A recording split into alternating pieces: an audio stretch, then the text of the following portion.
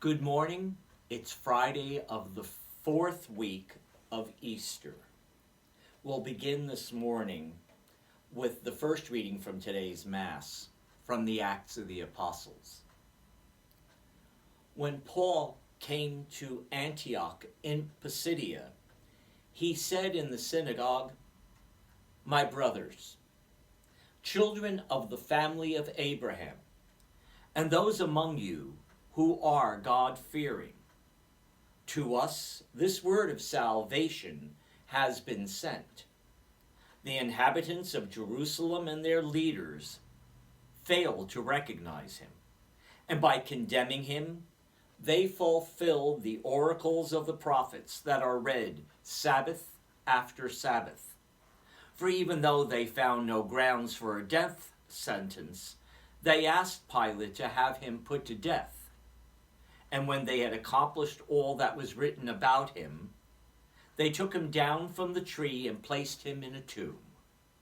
But God raised him from the dead, and for many days he appeared to those who had come up with him from Galilee to Jerusalem.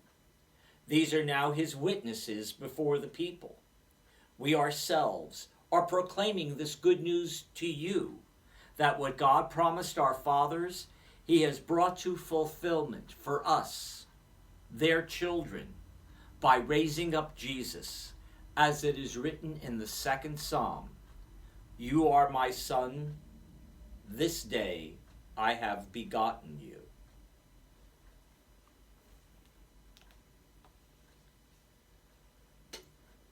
We began the week looking at the book of Gospels, and we talked about the idea of making sure we knew our history, to find out where we came from, what our background is.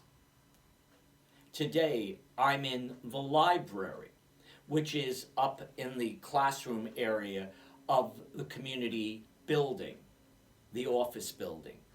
And in here is just a small smattering of books that one can take advantage of to find out about our faith history, but also about our personal history. There's always a push on us doing Ancestry.com, 23andMe, and a few of these other tools to find out where our immediate background comes from.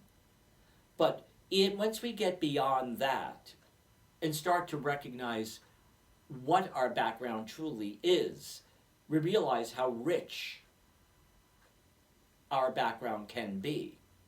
When we think about the saints and their stories, and how sometimes they're very humorous and sometimes they're very tragic, but they are a part of who we are.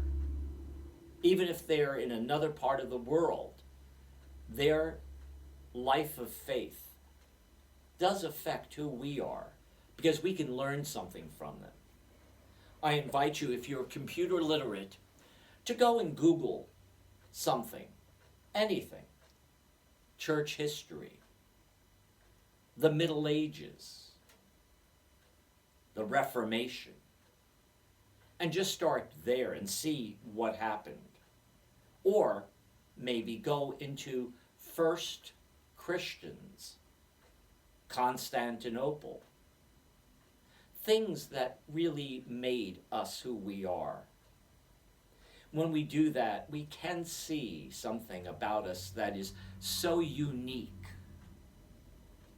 And we realize that our problems are just minuscule when we look at the big picture, and our situations are just part of a history, a lineage, a journey that we're all going through, and we have been going through since the beginning of time. This is a long weekend. It's Mother's Day weekend. So maybe as we honor Mom, go back and think about the mothers of our faith, the Marys, who have come and given us what we have.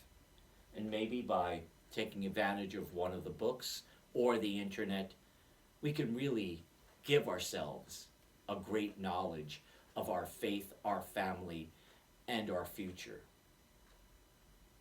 Have a wonderful day, and to all the moms, grandmoms, godmoms, and expectant moms, happy Mother's Day in advance. We love you. We can't do anything without you. You are our hero.